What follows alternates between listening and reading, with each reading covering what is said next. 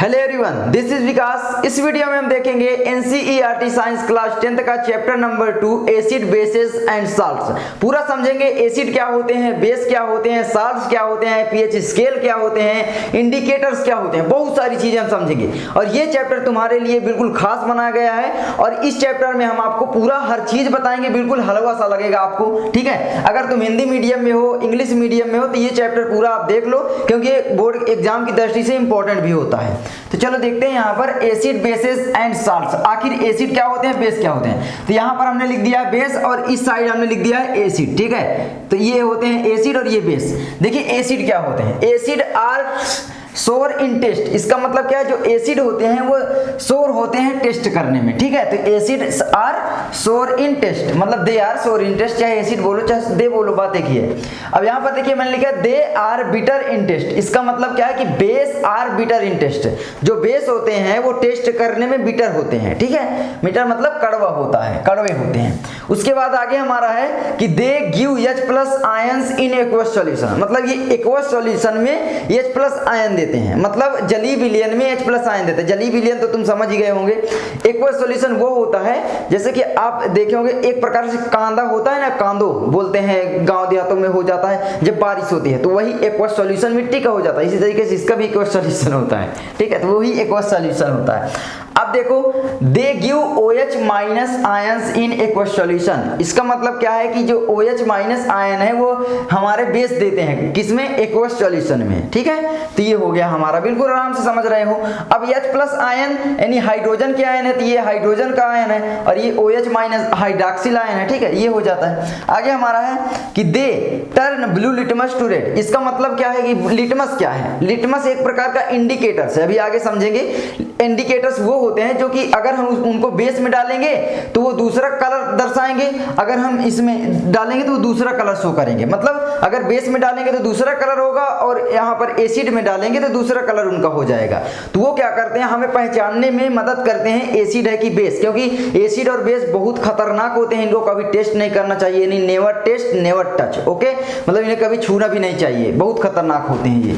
तो ये हमें मदद कर देते हैं भाई, इन्हें हम बिना छुए पता कर सकते हैं कि इसमें एसिड है या बेस है। ठीक है, तो ये हो जाता है, रिएक्शन से भी पता कर सकते हैं। आगे they turn red litmus to blue. इसका मतलब क्या है कि ये क्या करते हैं कि रेड लिटमस को ब्लू में बदल देते हैं। जस्ट अपोजिट आप देख सकते हो यहाँ पर they turn blue litmus to red, यहाँ पर मतलब नीले लिटमस को ये लाल कर देते हैं और ये वही लाल लिटमस को फिर से नीला कर देते हैं। तो यहाँ पर कुछ ना कुछ कनेक्शन तो समझ में आ रहा है कि भाई यहाँ पर जो हमारे एसिड हैं वो बेस हैं, वो एक दूसरे के अपोजिट आप बोल सकते हो, विरोधक है ना।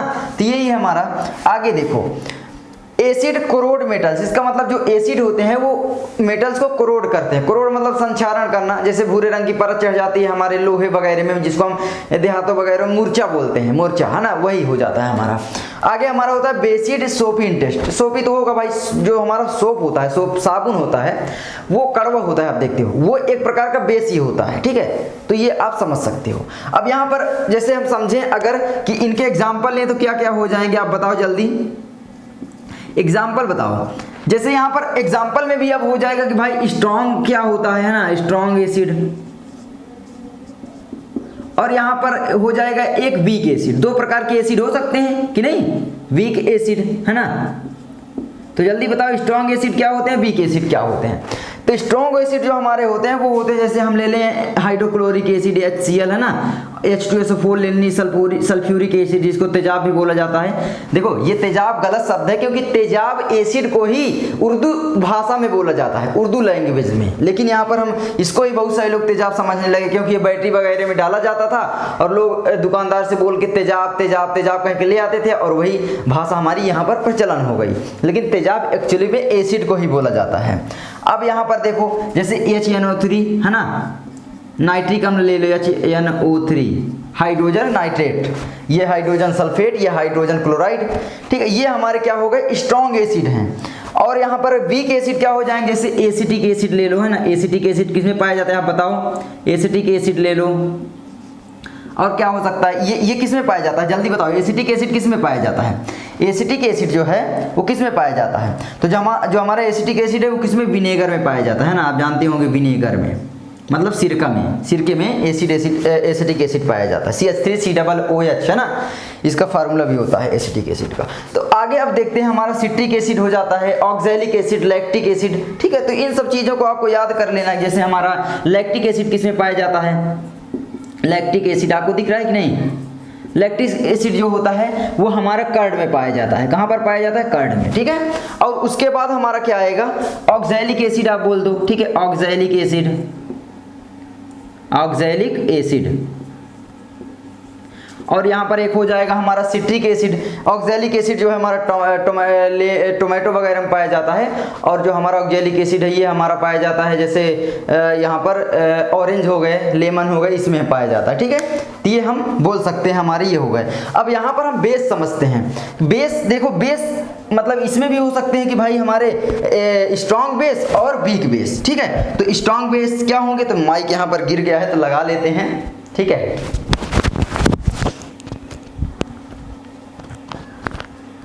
हाँ, तो अब हम यहाँ पर समझते हैं कि हमारे जो स्ट्रॉन्ग बेस है वो क्या हो सकते हैं, ठीक है। स्ट्रॉन्ग बेस बताओ जल्दी, स्ट्रॉन्ग बेस क्या हो जाएंगे। स्ट्रॉन्ग बेस हमारे जो होंगे, जैसे हम ले लेते हैं यानी AOH। देखो यहाँ पर OH जुड़ा रहेगा, आप देख सकते हो बेस का, ये आप मतलब पहचान सकते हो आराम से। यानी OH हो गया हमारा, KOH यानी पोटेशियम हाइड्रोक्साइड, ठीक है, KOH हो गया। बहुत सारे ले सकते हो, कैल्शियम हाइड्रोक्साइड CaOH का ट्वाइस। अब ट्वाइस क्यों लगा, ये वैलेंसी के कारण। आप जानते हो Ca का जो आवेश यहाँ पर वैलेंसी होती है, Ca का आवेश होता है जो यहाँ पर चार्ज होता है वो +2 होता है, तो यही हो जा, और OH का -1। तो हमें इसको यहाँ पर इसको हमें न्यूट्रल करने के लिए 2 ठो इसको लेना पड़ेगा, ठीक है। तो ये हो जाता है। अब यहाँ पर स्ट्रॉन्ग बेस तो समझ गए। अब यहाँ पर स्ट्रॉन्ग हो गए तो हमारा वीक भी होगा, ठीक है। अब वीक बेस कहाँ कौन कौन से हो जाएंगे जल्दी बताओ। वीक बेस जैसे हमारा अमोनियम हाइड्रोक्साइड हो गए, जैसे NH4Cl, ठीक है। अमोनियम का सूत्र तो तुम जानते थे, NH3, तो ये हो जाता है। तो आई होप तुम इसको आराम से समझ गए, ठीक है। तो चलो अब आगे देखते हैं हमारा जो है क्या होते हैं।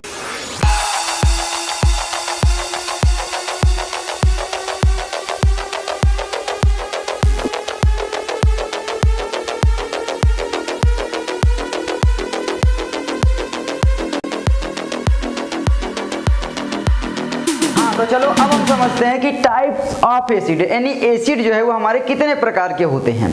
तो देखो यहाँ पर एसिड जो है कंसंट्रेटेड एसिड और दूसरा होता है डाइल्यूट एसिड, यानी 2 प्रकार के होते हैं। भाई यहाँ पर कंसंट्रेटेड एसिड क्या है, सिंपल है। A concentrated acid contains a large amount of acid in a given volume. इसका मतलब तुम समझ गए आराम से कि जो कंसंट्रेटेड एसिड होता है वो कोई अगर हम वॉल्यूम दे दें, मान लो इतना वॉल्यूम हमने दे दिया, ठीक है। इतने वॉल्यूम में क्या होगा कि एसिड जो होगा वो क्या होगा, उसमें ज़्यादा होगा, और यहाँ पर वाटर जो है कम होगा, ठीक है। वाटर कम होगा, यानी हमारा जो सॉल्वेंट होगा, यानी एसिड वो सॉल्वेंट होगा, मतलब विलायक होगा, और विलेज होगा वो वाटर होगा, ठीक है। तो ये हमारा हो जाएगा क्या, कॉन्सेंट्रेटेड एसिड। मतलब इसमें एसिड ज़्यादा होगा, वाटर कम होगा, ऐसे एसिड को हम बोलेंगे कंसेंट्रेटेड एसिड। ऐसे ही तुम बेस में यही लिख सकते हो कि concentrated base contains a large amount of base in a given volume, simple. तो इसमें बना लेना। अब चलो डाइल्यूट एसिड देखो, a dilute acid contains a large amount of water in a given volume, just opposite कर दो। यहाँ पर एसिड, अगर एसिड क्या होगा, कम मात्रा में रहेगा यानी डाउन रहेगा, और वाटर जो होगा, ठीक है, वाटर होगा वो ज्यादा रहेगा। बस सिंपल, जैसे कोई भी यहाँ पर दिया है उसमें इसमें क्या होगा, वाटर ज्यादा रहेगा और एसिड कम रहेगा, ठीक है। तो ये हमारा हो जाएगा डाइल्यूट एसिड। तो इसको तो तुम समझ गए। अब चलो समझते हैं कि एल्काली क्या होते हैं। एल्काली में बहुत सारे लोग कंफ्यूज रहते हैं, इसको हम आराम से आपको समझा देते हैं। तो चलो इसको हम मिटा देते हैं, फिर आपको एल्काली समझाते हैं कि एल्काली क्या होता है। हाँ, तो अब यहाँ पर बहुत सारे लोग एल्काली में कंफ्यूज में रहते हैं। तो एल्काली क्या है, देखो, these are base which are soluble in water. मतलब क्या कहा गया है कि ये एक बेस ही हैं जो कि वाटर में सॉल्युबल होते हैं, मतलब घुले हुए होते हैं। इसमें एग्जाम्पल के तौर पर जैसे ले सकते हो सोडियम हाइड्रोक्साइड NaOH, KOH भी जल में घुला होता है, ठीक है, इस तरीके से। तो अब आप देख सकते हो इसमें लिथियम हाइड्रोक्साइड भी ले सकते हो, ठीक है, LiOH, तो कुछ यहाँ पर ले सकते हो। तो ये बेस ऐसे हैं जो कि वाटर में घुले हुए होते हैं। इसका मतलब क्या है, देखो सभी एल्काली जो है वो बेस होते हैं, लेकिन सभी बेस एल्काली नहीं हो सकते, क्योंकि सभी बेस वाटर में सॉल्यूबल नहीं होते, लेकिन सभी एल्काली जो है वाटर में सॉल्यूबल होते हैं। तो सिंपल समझ लो कि सभी बेस जो हैं, ऑल बेस क्या हो सकते हैं कि सभी बेस जो है वो एल्काली हो सकते हैं, लेकिन सभी बेस एल्काली नहीं हो सकते, लेकिन सभी एल्काली जो है वो बेस हो सकते हैं। बस इतना सा ही है। तो चलो आगे बढ़ते हैं। हाँ, तो चलो अब हम समझते हैं कि हमारा जो साल्ट्स होता है वो क्या होता है, क्योंकि हमारे चैप्टर का नाम ही था एसिड बेसिस एंड साल्ट्स, है ना। तो साल्ट्स क्या होता है, बिल्कुल सिंपल है। देखो साल्ट्स को समझना बिल्कुल सिंपल है। कैसे, यहाँ पर ले लो एसिड, ठीक है, क्या ले लो, एसिड ले लो, और यहाँ पर बेस ले लो, दोनों को ले लिए। अब उनको आपस में मिला दो। जब मिला दोगे तो प्रोड्यूस करेंगे साल्ट और वाटर। बस सिंपल समझो, यही तो आपका है, यही तो आपका है साल्ट। ये यहाँ पर साल्ट बन गया आपका। अब देखो यहाँ पर क्या हुआ, acid base salt and water. तो देखिए यहाँ पर क्या लिखा गया है, salts are the ionic compounds which are produced after the neutralization reactions between acid and base। तो यहाँ पर न्यूट्रलाइजेशन रिएक्शन के बाद, अब न्यूट्रलाइजेशन रिएक्शन हमने लिख दिया है क्योंकि ये भी इंपॉर्टेंट है, वरना आप ऐसे ही लिख सकते हो कि salts are the ionic compounds which are produced after the reactions between acid and base। ठीक है, न्यूट्रलाइजेशन रिएक्शन होती क्या है इसको समझ लो, कि जब एसिड और बेस रिएक्ट करते हैं तो यहाँ पर साल्ट एंड वाटर बनता है, यही आपका न्यूट्रलाइजेशन रिएक्शन है। तो एक तीर से दो निशाना हो जाता है ना। तो देख सकते हो यहाँ पर, यानी when an acid react with a base to form salt and water called neutralisation reaction. ठीक है, तो ये हो सकता है। तो अब ये यहाँ पर समझ लेते हैं कुछ एग्जांपल के तौर पर। जैसे हम एसिड ले लें, कोई एसिड क्या ले लें, हमने आपको बताया है HCl ले लेते हैं, ठीक है, प्लस यहाँ पर बेस ले लेते हैं। बेस हमने आपको बताया है NaOH, strong base strong acid, दोनों स्ट्रॉन्ग है। अब यहाँ पर बनेगा क्या, आप बताओ जल्दी। यहाँ पर आपका जो बनेगा वो बनेगा स्ट्रॉन्ग साल्ट। स्ट्रॉन्ग साल्ट क्या बनेगा, NaCl प्लस H2O। सिंपल बिल्कुल, ठीक है। लेकिन ये होगा स्ट्रॉन्ग बेस। अभी आपको समझाते हैं कैसे, ठीक है। तो ये इतना हो गया। अब आगे और एग्जांपल आप ले सकते हो, जैसे यहाँ पर H2SO4 ही ले लो। आप बोलोगे सर हमेशा HCl ही लेते हो, H2SO4 ही ले लेते हैं, चलो ठीक है। प्लस चलो इस बार ले लेते हैं KOH। इसकी जब रिएक्शन करवाओगे तब क्या बनेगा जल्दी बताओ। तो यहाँ पर बन जाएगा, देखो हम इसको भी बैलेंस नहीं करेंगे, ठीक है। तो यहाँ पर बनेगा, क्या बनेगा, यहाँ पर K2SO4 प्लस H2O। कुछ समझ में आ रहा है क्या यहाँ पर बन रहा है। तो ये भी आपका क्या हो जाएगा, यहाँ पर न्यूट्रल बेस, अब न्यूट्रल साल्ट। अब यहाँ पर देखो बहुत सारे ले सकते हो यार, बहुत सारे। मैं आपको और भी बता दूँ, HNO3 प्लस फिर से ले लो KOH ले लो, चाहे NaOH ले लो, चाहे कैल्शियम हाइड्रोक्साइड भी ले सकते हो, ठीक है, CaOH का ट्वाइस, ये भी ले सकते हो, कोई दिक्कत नहीं है। अब यहाँ पर क्या बनेगा जल्दी बताओ, ये इससे रिएक्शन करेगा तो CaNO3 का ट्वाइस प्लस यहाँ पर बनेगा वाटर H2O। अब यहाँ पर आप बोलोगे कि सर ये रिएक्शन हमको करवानी नहीं आती। देखो भाई, आपको फार्मूला बनाने आना चाहिए। जैसे Ca का यहाँ पर जो यहाँ पर चार्ज है वो कितना होता है, Ca का जो चार्ज होता है वो +2 होता है, और NO3 का जो चार्ज होता है वो कितना होता है, 1 होता है, इसलिए CaNO3 बन गया। तो ये सारी चीज़ें आपको 9th में पढ़ाई गई, नहीं पढ़े हो तो उनको पढ़ लो पहले, या तो इसी को आप देख लो, हम बता देते हैं एक चीज़ तो शायद आपको समझ में आ जाए। जैसे NO3 का जो चार्ज होता है वो -1 होता है, ये सभी याद करने वाली चीज़ें, ये याद होनी चाहिए। अब ये दोनों जब आपस में मिलेंगे तो देखो हमको 2 ठो इसको लेना पड़ेगा। अगर हमको 2 ठो इससे रिएक्शन करवानी है तो 2 ठो भाई हमको NO3 भी लेना पड़ेगा। सिंपल समझो कि भाई अगर किसी की शादी करवानी है, अगर हम 2 लड़के लिए हैं तो 2 लड़कियां भी होनी चाहिए, सिंपल है ना। एक होगी तो कहाँ से होगी। तो इसी तरीके से यहाँ पर भी हो जाएगा कि भाई अगर हमें इसके साथ मिलाना है तो हमको 2 ठो NO3 लेना पड़ेगा। तो हम इसीलिए क्या कर देते हैं, CaNO3 यहाँ पर 2 ठो ले लेते हैं, बस सिंपल इस तरीके से, ठीक है। जितना होगा उतना ही हमको इसको लेना पड़ेगा। अब देख सकते हैं बिल्कुल सिंपल। अब लेकिन आप बोलोगे कि सर हम ऐसे नहीं लिख सकते क्या, CaNO3 यहाँ पर लिख दे 2NO3, ये कैसे होगा आप बताओ। यहाँ पर तो Ca ही 2 हो गया, ये गलत हो जाएगा, ठीक है। फार्मूला इसी तरीके से बनता है। तो चलो अब हम समझते हैं कि जो हमारे साल्ट होते हैं वो कितने प्रकार के होते हैं, ठीक है। इसको लिख लो, और फिर न्यूट्रलाइजेशन रिएक्शन भी आप समझ गए। तो न्यूट्रलाइजेशन रिएक्शन की आप जो यहाँ पर डिफिनीशन है वो कमेंट बॉक्स में बता देना, ठीक है। हम आगे आपको बता ही देंगे, लेकिन आप कमेंट बॉक्स में अभी बता दो। चलो अब आगे बढ़ते हैं। हाँ, तो अब हम चलो समझते हैं कि टाइप्स ऑफ साल्ट, यानी साल्ट कितने प्रकार के हो सकते हैं। देखो भाई सिंपल है, साल्ट जो होंगे अगर हम स्ट्रॉन्ग बेस स्ट्रॉन्ग एसिड लेंगे उनके बीच में रिएक्शन करवाएंगे तो हमारा क्या कौन सा साल्ट बनेगा, न्यूट्रल साल्ट। तो हमारा एक तो हो जाएगा न्यूट्रल साल्ट, ठीक है, क्या हो जाएगा, न्यूट्रल साल्ट, ठीक है, तो ये हो जाएगा। अब ये कैसे बनेगा अभी आपको बताते हैं। उसके बाद इसमें होगा क्या आपको बता ही देते हैं। देखो इसमें क्या होगा, जब हम स्ट्रॉन्ग दोनों स्ट्रॉन्ग लेंगे, स्ट्रॉन्ग प्लस स्ट्रॉन्ग, मतलब स्ट्रॉन्ग एसिड ले लो और यहाँ पर स्ट्रॉन्ग प्लस स्ट्रॉन्ग बेस ले लो, तब ये बनेगा, ठीक है, मतलब ये देख सकते हो। तो न्यूट्रल साल्ट बनेंगे। एक तरीके से और भी न्यूट्रल साल्ट बनेंगे, वो कैसे देखो, तो न्यूट्रल साल्ट कैसे बनेगा, ठीक है, इसी को है यही, ठीक है, यही लिखा गया है पूरा, ये समझ लेना यही है, ठीक है। न्यूट्रल साल्ट यहाँ पर जब रिएक्शन होगी कब बनेगा, जब हम यहाँ पर एक बार फिर से ले लें स्ट्रॉन्ग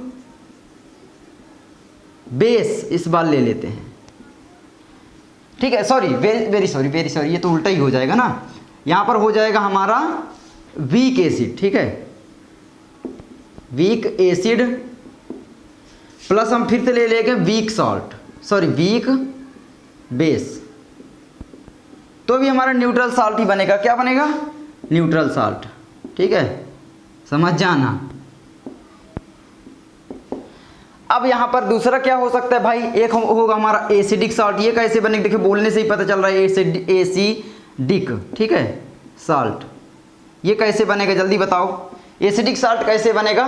तो हमारा जो एसिडिक साल्ट बनेगा वो बनेगा हमारा जब हम एसिड ज़्यादा लेंगे भाई, किसी भी चीज़ में अगर जिस चीज़ को जो चीज़ ज़्यादा रहेगी वही संख्या ज़्यादा नजर आएगी कि नहीं आएगी। जैसे भीड़ में अगर लड़के लड़कियां हैं और वहाँ पर लड़कों की संख्या ज़्यादा है तो वहाँ पर लड़के ही लड़के ज़्यादा नजर आएंगे, एक दो लड़कियाँ तो कोई मतलब ही नहीं है भाई, वो तो लड़के ही हैं। तो इसी तरीके से यहाँ पर एसिड ज़्यादा होगा, अगर किसी भी जैसे पात्र ले लो, कोई भी यहाँ पर ट्यूब ले लो, कुछ भी, तो उसमें अगर एसिड ज़्यादा होगा, एसिड क्या होगा, ज़्यादा होगा और बेस कम होगा तो यहां पर एसिडिक ही होगा।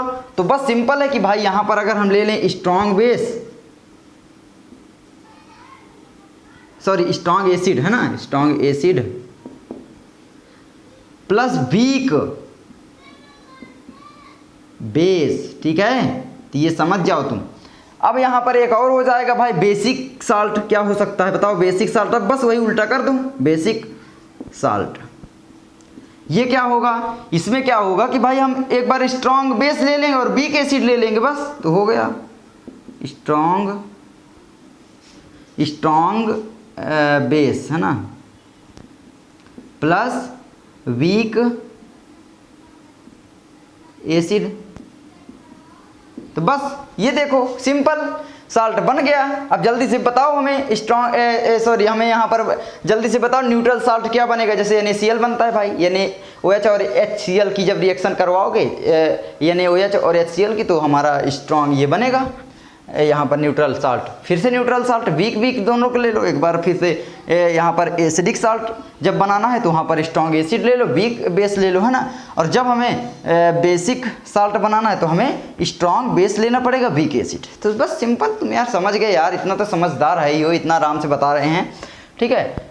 तो इतना तो यार हो गया, बहुत देर हो गई यार, मैं अभी थक रहा हूँ। और एक कहानी आपको बताऊँ, मैं ये कहानी बता रहा हूँ कि कल मैंने वीडियो शूट किया, पूरा वीडियो शूट कर लिया, पूरा ये मतलब हर चीज़ में एक बार शूट कर चुका, लेकिन उसमें पता चला भाई आवाज़ ही नहीं है। मतलब जो हमारा ये यहाँ पर मैं दिखाता हूँ थोड़ा, जो माइक होता है हमारा, ठीक है, यहाँ पर ये माइक जो होता है हमारा, इसकी ये जो बटन है होती है ये ऑफ थी और मैंने ध्यान नहीं दिया, और यहाँ पर फिर बस भाई क्या होना था, पूरी मेहनत 3-4 घंटे की ख़राब हो गई। मतलब आपको समझाने के लिए, समझ रहे हो ना कितना मैंने जोखिम उठाया, फिर दोबारा ये वीडियो मैंने शूट किया। तो चलो कोई बात नहीं, आपके लिए ये सब करेंगे। तो चलो अब आगे बढ़ते हैं। हाँ, तो अब हमने पढ़ना है न्यूट्रलाइजेशन रिएक्शन क्या होती है, ठीक है, यानी व्हाट इज़ न्यूट्रलाइजेशन रिएक्शन, यानी न्यूट्रलाइजेशन रिएक्शन क्या है। तो देखो न्यूट्रलाइजेशन रिएक्शन को समझने के लिए बिल्कुल सिंपल समझना, ठीक है। फिर मैं बता रहा हूँ, बस वही कमाल करोगे। एसिड प्लस बेस जब ये तुम मिलाओगे तो यहाँ पर जब साल्ट बनता है, क्या बनता है, साल्ट प्लस वाटर। यही तो है हमारी न्यूट्रलाइजेशन रिएक्शन, हमने पीछे भी आपको बताया। लेकिन यहाँ पर इसकी जो डिफिनीशन होगी वो क्या होगी, the reactions between and acid and a base is called a neutralization reaction. अब यहां पर समझना बोला क्या गया है, when an acid react with a base to form salt and water called neutralization reaction. ऐसे भी तुम इसकी डिफिनीशन बना सकते हो। ओके, तो ये हो जाता है। अब कुछ एग्जांपल समझ लेते हैं। देखो, न्यूट्रलाइजेशन रिएक्शन सिंपल है, न्यूट्रल करना। जो एसिड होते हैं वो बेस होते हैं, वो एक दूसरे के जो इफेक्ट होता है, प्रभाव होता है, उसको ये ख़त्म करते हैं। मतलब समझ रहे हो कि जैसे अगर हमें तीखा लग रहा है तो मीठा खा लें, और मीठा लग रहा है तो तीखा खा लें। तो इसी तरीके से यहाँ पर भी है कि भाई अगर हमें एसिड नुकसान कर रहा है तो हम बेस खा लेंगे तो वो न्यूट्रल हो जाएंगे, तो हमें दोनों में से कोई नुकसान नहीं करेगा। बिल्कुल इस तरीके से जहर जहर को मारता है तो ठीक है, तो ये हो जाता है। देख सकते हो, साल्ट एंड एसिड और बेस लेते हैं। अब एसिड हमने आपको बताया था, स्ट्रॉन्ग एसिड हमारा क्या था, HCl, है ना। यही हर जगह काम आएंगे, इसके एग्जाम्पल हैं। ठीक है, न्यूट्रलाइजेशन रिएक्शन कभी कभी एग्जाम्पल भी एग्जाम में पूछ लेता है। तो ये है HCl हो जाएगा हमारा, प्लस यहाँ पर हो जाएगा हमारा बेस। बेस क्या है हमारा, बेस है हमारा NaOH। बोलोगे आप सर हर बार तो आप वही लेते हो, क्या करें भाई, आपको कंफ्यूज नहीं करना चाहते। तो ये हो जाता है हमारा, क्या बना लेगा, NaCl प्लस H2O, जल हमारा जो बनेगा वो बनेगा जल। ठीक है, तो ये हो जाता है। यहाँ पर देख रहे हो क्या हो रहा है, इसकी सेटिंग यहाँ हो रही है, इसकी सेटिंग इससे हो रही है, और इसकी सेटिंग जो हो रही है वो इससे हो रही है, और फिर ये सेट होकर ये सेटिंग पूरी बनती है और ये सेटिंग बनती है। ठीक है, तो ये हो जाता है यहाँ पर। अब यहाँ पर और भी समझ लो कोई, जैसे कि अब एक लेते हैं यहाँ पर, मान लो KOH प्लस हम ले लेते हैं NaOH, और यहाँ पर बना देते हैं KOH प्लस NaOH। यही बनेगा, बिल्कुल बनेगा, है ना। बिल्कुल गलत, हमने जान से आपको गलत करके बताया, क्योंकि बेस एक दूसरे से कभी रिएक्ट नहीं करेंगे। Never react base and base. Okay, English तो बेस और बेस एक दूसरे से कभी रिएक्ट नहीं करेंगे, और ना ही एसिड एक दूसरे से रिएक्ट करेंगे, बल्कि वो तो आपस में मिल जाएंगे ना भाई। तुम ये समझो, एक ग्रुप के व्यक्ति हैं और एक ग्रुप के, क्या वो आपस में कभी लड़ते हैं? गीता और कुरान, है ना, गीता, क्योंकि एग्जाम्पल के तौर पर गीता और कुरान ये आपस में कभी नहीं लड़ते, और जो इसके लिए लड़ते हैं वो इन दोनों में से किसी एक को भी नहीं पढ़ते, है ना। इसी तरीके से यहाँ पर भी है, ये कभी आपस में लड़ते ही नहीं। इस बेस कभी आपस में लड़ ही नहीं सकते। जैसे यार लड़कियाँ आपस में नहीं लड़ती हैं, लेकिन लड़के भी नहीं लड़ते, लेकिन क्लास में देखोगे लड़कियाँ लड़कों का बहुत वो रहता है, मतलब दुश्मनी टाइप एकदम। ठीक है, बोला नहीं करते ज़्यादा, तो यही हो जाता है यहाँ पर। तो ये हो गया, तो ये रिएक्ट नहीं करेंगे, ठीक है, यानी नो रिएक्शन हो जाएगी। ठीक है,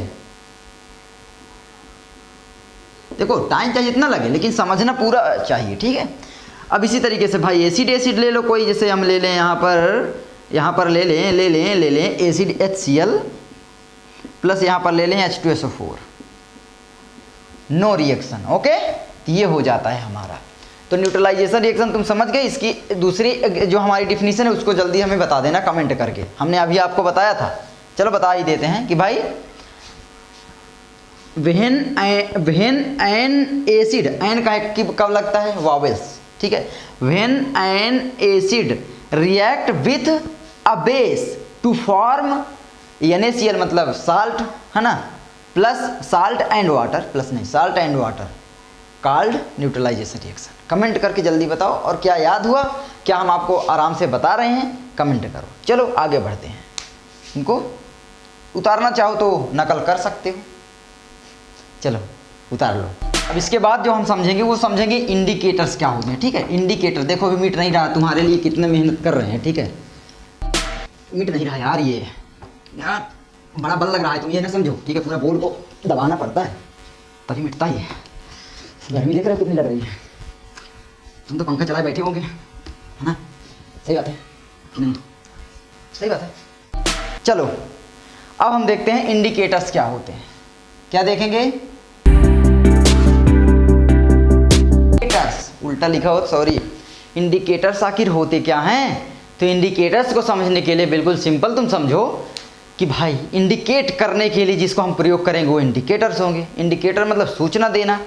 अभी तुम बाइक चलाते हो, गाड़ी चलाते हो, ये सब चलाते हो ना, उसमें क्या करते हो, जब हमें बाएं मुड़ना होता है तो बाएं साइड का इंडिकेटर्स देते हैं, जब दाएं मुड़ना होता है तो दाएं साइड का इंडिकेटर्स दे देते हैं। और कभी कभी रोडों में तुम देखोगे ना तो वहाँ पर क्या होगा कि भाई कोई लोग इंडिकेटर जलाए ही चले जा रहे हैं, उनको ध्यान नहीं है, और पीछे से कोई आता है फिर ठोक देता है, फिर बोलते हैं भाई हमें ठुक गई।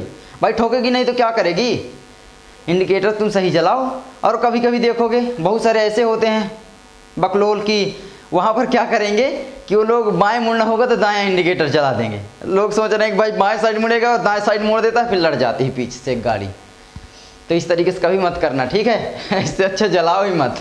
और यहाँ पर डीपर भी बहुत सारे लोग नहीं देते हैं। डीपर जो बाइक होती है वहाँ पर लोग देते हैं। डीपर क्यों दिया जाता है, ताकि किसी की आँख में रोशनी ना लग सके, लेकिन बहुत सारे लोग नहीं देते रात को, बिल्कुल गलत है। तुम ये मत समझना, डीपर जरूर दिया करो, ठीक है, गाड़ी लड़ सकती है, ठीक है।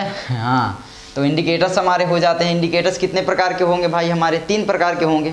कौन कौन से, एक जो हम लोग बना रहे हैं, एक जो हमें नेचर ने दिया है यानी नेचुरल इंडिकेटर्स, दूसरे होंगे भाई सिंथेटिक इंडिकेटर्स यानी जो हम लोग बना रहे हैं लेबोरेटरी में अपने प्रयोगशाला में, और तीसरा क्या होगा, तीसरा होगा ऑल्फैक्टरी इंडिकेटर्स, मतलब वो भी नेचर का ही है और दोनों को मिक्स करके बनाया जाता है ऑल्फैक्टरी इंडिकेटर्स। तो चलो इनको देखते हैं और समझते हैं। तो चलो अब हम समझते हैं कि हमारे इंडिकेटर्स क्या होते हैं और इनके टाइप्स कितने होते हैं, ठीक है, यानी टाइप्स ऑफ इंडिकेटर्स भी देखेंगे। तो देखो यहाँ पर सिंपल इसकी जो डिफिनीशन है वो है, दीज आर दो सब्सटेंसेस विच, सब्सटेंसेस लिख दो, ठीक है, which are those these are those substances which tells us whether a substance's nature is acidic or basic by changing its color or smell। इसका मतलब क्या है भाई, ये वो हमारे जो सब्सटेंसेस यानी पदार्थ हैं जो कि हमें सिंपल एसिड और बेस की जानकारी देते हैं। कैसे, बाई चेंजिंग इट्स कलर और स्मेल, मतलब अपने स्मेल के द्वारा या कलर के द्वारा। मतलब कि जैसे अगर हम उसको एसिड में डुबाएंगे तो वो अपना कलर दूसरी तरीके से बदलेगा, दोगला टाइप, ये दोगला होता है, एकदम सिंपल समझो, ठीक है। मतलब अगर हम उसको एसिड में डुबाएंगे तो वो दूसरा कलर शो करेगा, उसको जब बेस में डुबाएंगे तो वो दूसरा कलर शो करेगा, है ना। और उसको जब हम एसिड में डुबाएंगे या बेस में तो उसमें स्मेल भी अलग अलग होती है। अब स्मेल की जो है, स्मेल के तो भाई हमने नाम नहीं दिया ना कि भाई हमें ये रेड स्मेल आ रही है, बस स्मेल को भाई तो बता ही नहीं सकते ना, बस थोड़ा नाम वगैरह तो कर नहीं सकते। जैसे मसाले की स्मेल आ रही है, बस ये बोल सकते बड़ी अच्छी स्मेल आ रही है यार।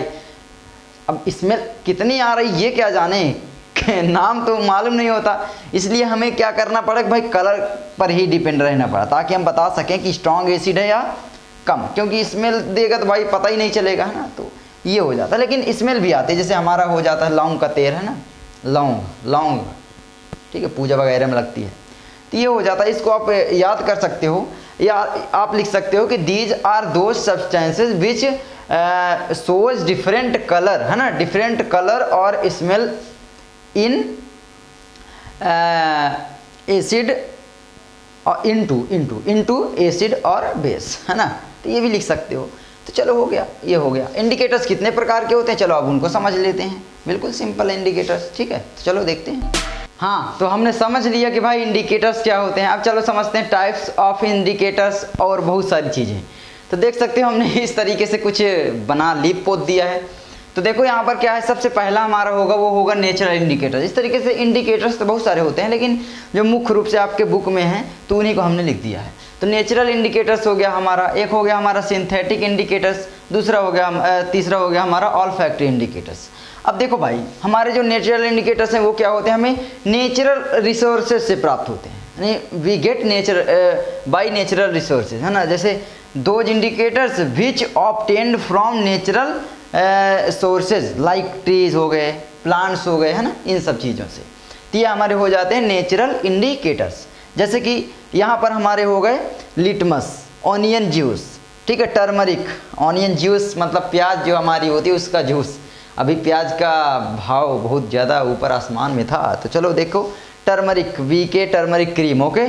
तो कभी क्रीम वगैरह न लगाया करो अपनी यार, मतलब अपना जो अपना है ना वो अपना ही है, क्रीम वगैरह सब क्रीम ही है, ठीक है। मतलब अपने से जो खूबसूरती मिली है वहीं पर खुश होना चाहिए। और ये क्रीम वगैरह खूबसूरती को नहीं निखार सकती, ठीक है। तो ये है, चलो कोई बात नहीं, हम पढ़ रहे हैं तो पढ़ें। देखो आगे हमारा आता है सिंथेटिक इंडिकेटर्स। ये क्या होते हैं, लेकिन इसमें कलर देख लो। लिटमस जो होगा हमने आपको पहले ही बताया था, वो क्या होता है, एसिड में रेड हो जाता है और उसमें ब्लू हो जाता है। और बीच में रहेगा तो क्या कौन सा कलर होगा सर, तो फिर वो तो अभी आगे पढ़ेंगे। ऑनियन जूस, ऑनियन जूस में मतलब एसिड में स्मेल देगी और नो स्मेल मतलब कोई स्मेल नहीं देगी बेस में कोई स्मेल नहीं रहेगी। अब इस ओनियन को तुम कभी नींबू के साथ वो करना, उसमें देखना बास आने लगेगी, मतलब महक आने लगेगी स्मेल, ठीक है। टर्मरिक मतलब उसमें येलो ही रहता है, नो चेंज, और भूरा लाल, बेस में भूरा लाल, ठीक है। तो इसको नोट कर सकते हो, ठीक है सभी को। सिंथेटिक इंडिकेटर्स क्या होते हैं, those indicators which are synthesized in the laboratory, जिनको हम तुम जैसे वैज्ञानिक नहीं, हम और तुम लेबोरेटरी में बनाते हैं, हम और तुम्हारे जैसे वैज्ञानिक, ठीक है, हमारे जो साइंटिस्ट हैं वो बनाते हैं उनको लेबोरेटरी में, है ना। तो वो हो जाता है हमारा सिंथेटिक इंडिकेटर्स। जैसे हमारा हो गया फिनोल फेथलीन, अब भाई इंग्लिश है देख लो, ठीक है, इंग्लिश है। आगे मिथाइल ऑरेंज, पीएच स्केल, ठीक है। तो ये सारी चीज़ें हो जाती हैं। आगे हमारा आता है ऑल्फैक्टरी इंडिकेटर्स। ये सारी चीज़ें याद करने की कोई ज़रूरत नहीं है, एग्जाम में नहीं आती इसलिए नहीं बताएं।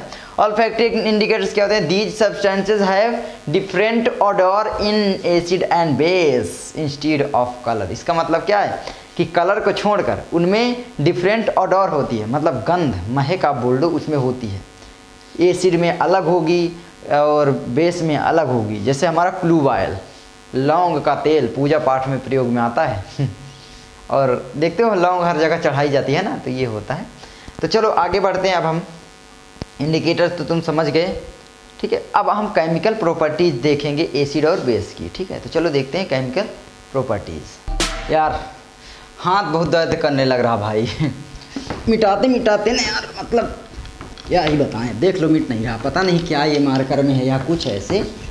मिट यार भाई मिट यार, देख रहे हो पसीना पसीना हो रहे हैं हाथ, देख रहे हो, ये मिटाते मिटाते 6 पैक बन रहे हैं, दिख रहे हैं, नहीं दिख रहे हैं, यहाँ पर दिखेगा, देखो बन रही है यहाँ, ये यहाँ दिख रहा है, ये है ना, 6 पैक बन रहे हैं। इसको मिटाते मिटाते तुम ही मिटाया करो हाँ तो चलो अब हम देखते हैं कुछ यानी some chemical properties of acid and base, यानी एसिड और बेस की कुछ केमिकल प्रॉपर्टीज़ देखते हैं, है ना।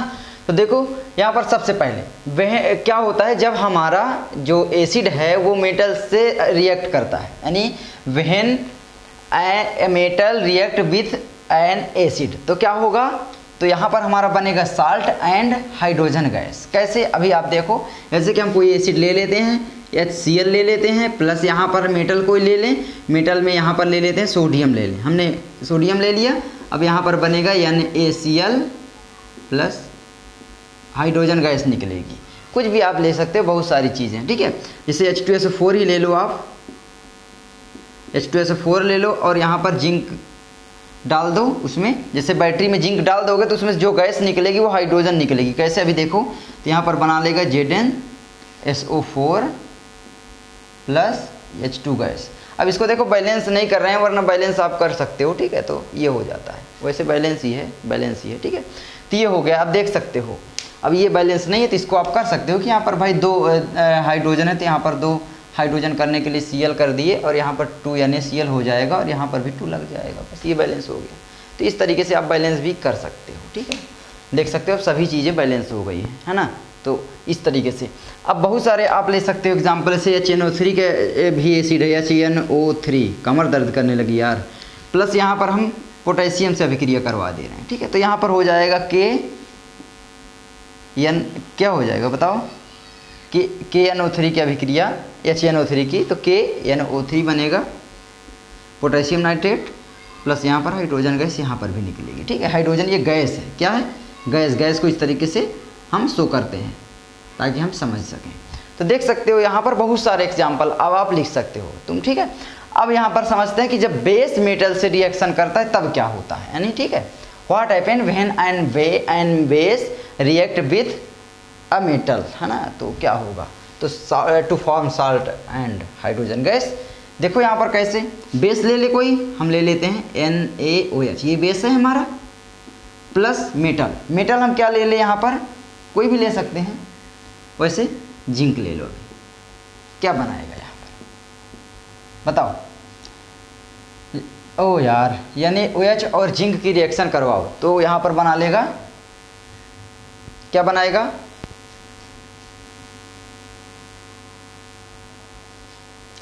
यहाँ पर बना लेगा Na2, ठीक है, ZnO3 प्लस हाइड्रोजन गैस, ये इस तरीके से हो जाएगा।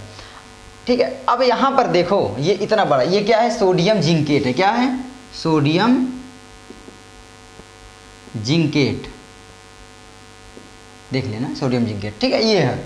अब यहाँ पर देखो ये हर जगह काम में नहीं आएगी रिएक्शन, इसलिए ये बेकार की है, क्योंकि कुछ ही जगहों पर ये बनेगा, वरना ये रॉन्ग रहता है। ठीक है, हर हमेशा आप नहीं कर सकते, लेकिन यहाँ पर आप हमेशा कर सकते हैं। लेकिन वहाँ पर भी देखिए कुछ है जो मैं आपको बताना चाहूँगा, जो कोई नहीं बताया होगा। यहाँ पर हो क्या रहा है, एक प्रकार से यहाँ पर ये विस्थापन अभिक्रिया हो रही है, मतलब डिस्प्लेसमेंट रिएक्शन हो रही है। जैसे कि यहाँ पर देख सकते हो Cl का स्थान यहाँ पर ले लिया और H को यहाँ पर हर बार निकाला जा रहा है, मतलब हाइड्रोजन को डिस्प्लेस किया जा रहा है। किसके द्वारा भाई, हमारे सोडियम के द्वारा, यानी मेटल्स के द्वारा, है ना, डिस्प्लेस किया जा रहा है। तो यहाँ पर डिस्प्लेसमेंट रिएक्शन हो रही है।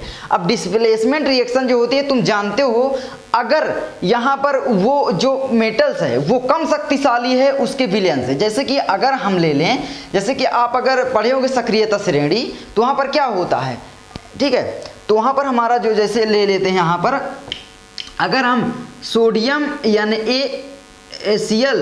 सोडियम, हाँ, यहाँ पर ले लेते हैं किसी से भी, जैसे, हाँ, तो हाइड्रोजन रहता है, ओ यार, हाँ, तो यहाँ पर देख सकते हैं ये हाइड्रोजन ही रहता है, तो यहाँ पर कोई दिक्कत ही नहीं, क्योंकि हाइड्रोजन जो है, हाइड्रोजन के नीचे जितने भी मेटल आएंगे, जैसे कि अगर हम ले लें HCl, ठीक है, प्लस अगर हम इसको हाइड्रोजन के नीचे hydrogen, copper, mercury, silver, gold, जैसे सिल्वर की अभिक्रिया करवाएंगे, तब आप अगर AgCl बना देंगे तो ये बिल्कुल रॉन्ग हो जाएगा, ये नहीं होगा, ये रिएक्शन नहीं होगी, क्योंकि Ag जो है वो हाइड्रोजन से कम शक्तिशाली है, ठीक है, कम स्ट्रांग है। तो ये आप देख सकते हो। तो ये कुछ चीज़ें हैं जो आपको ध्यान रखना है, आप पीछे सक्रियता श्रेणी पढ़ सकते हो। ठीक है, तो चलो आगे बढ़ते हैं। तो इसको तुम समझ गए। हाँ, तो अब हम यहाँ पर टेस्ट करेंगे हाइड्रोजन गैस का। जैसे आपसे क्वेश्चन पूछ लिया जाता है कि अगर मान लो किसी मेटल्स की रिएक्शन अगर एसिड से होगी, वहाँ पर तो हमारी हाइड्रोजन गैस निकलती है, लेकिन उसको आप कैसे पता करोगे कि यह हाइड्रोजन गैस ही है। ठीक है, तो यहाँ पर आप देख सकते हो कि हमने लिखा है कि हाइड्रोजन गैस रिलीज्ड, मतलब जो हाइड्रोजन गैस रिलीज होती है, can be tested by bringing burning candle near gas bubbles. मतलब क्या है कि भाई हाइड्रोजन गैस का हम टेस्ट कर सकते हैं किसके द्वारा, जब हम किसी कैंडल को इसके पास ले जाएं, गैस के बबल्स के पास, और उसको बर्न करने, तब क्या होगा कि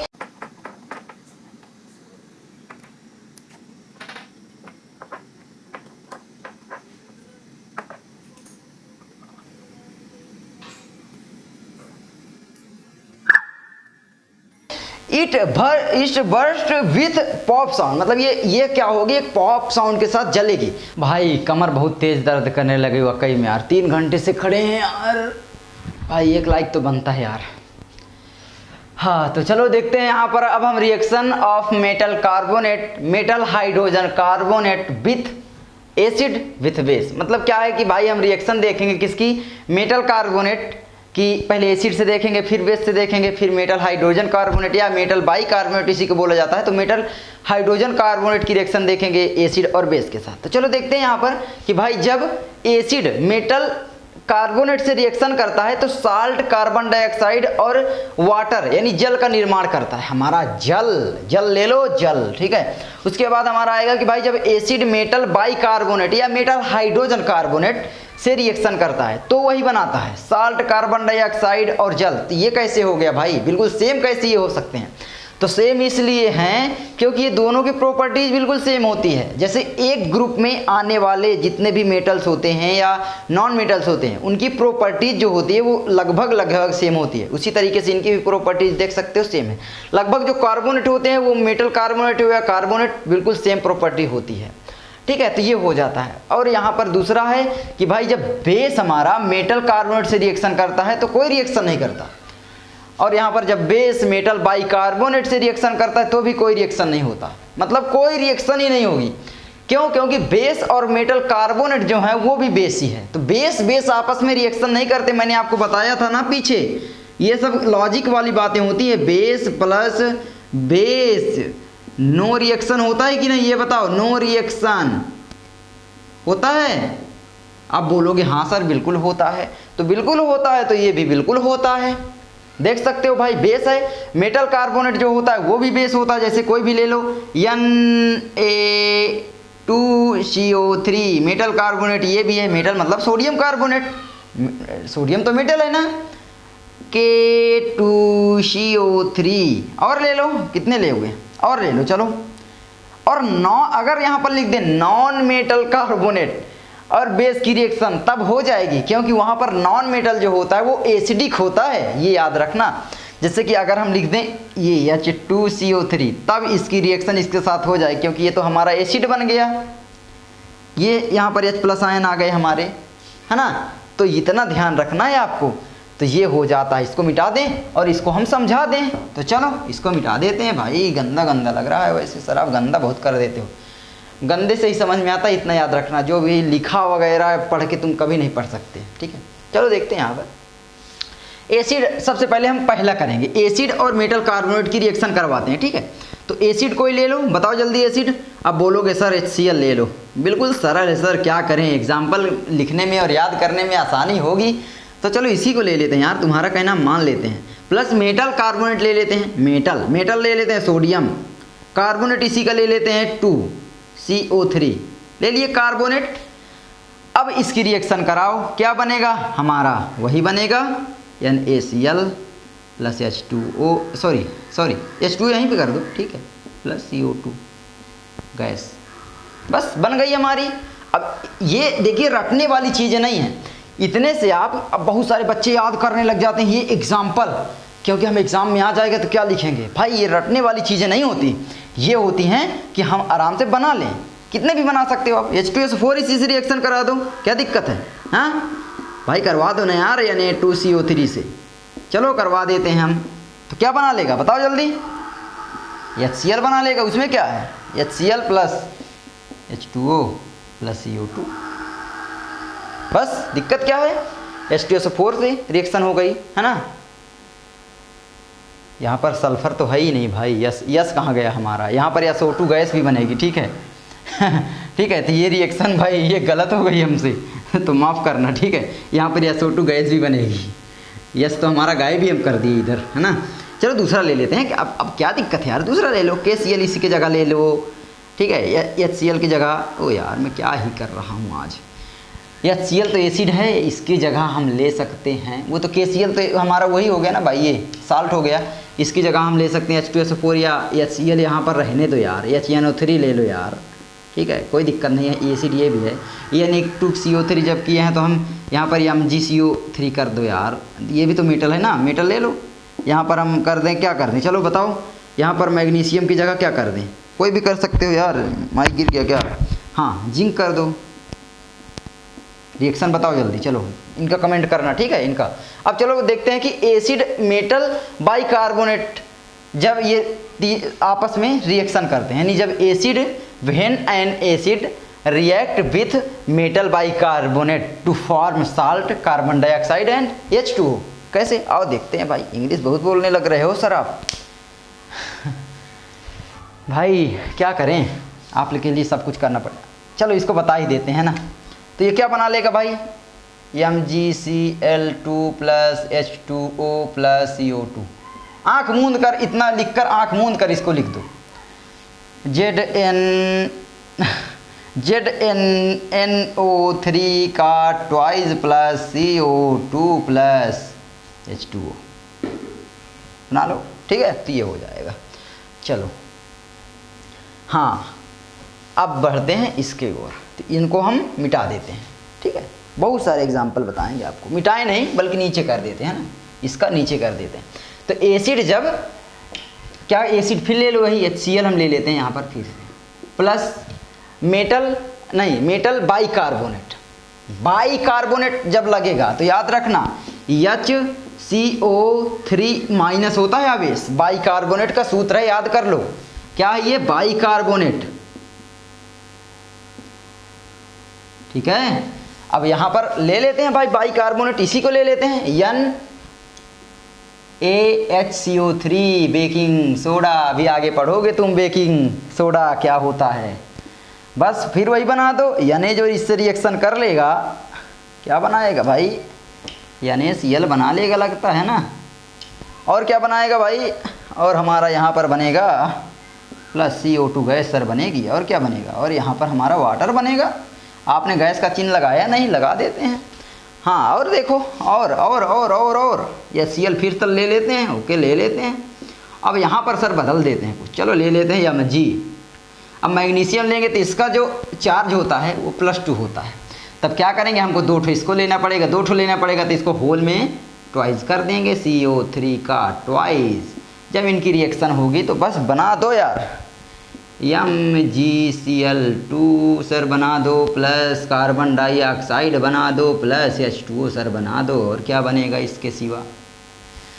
हाँ तो देख सकते हो कितना आराम से ये सारी चीज़ें याद करने की ज़रूरत नहीं है। तो चलो हम अब थक गए भाई, अब कुछ देर बाद शूट करते हैं, कैमरे की बैटरी भी डाउन हो रही है और थक भी गए यार, पसीना बह रहा है, थोड़ा हवा हुआ ले लें तो शूट करें, ठीक है। तो चलो बस ख़त्म करते हैं यहीं पर, ख़त्म कत मत लो, चलो हो गया भाई, हो गया।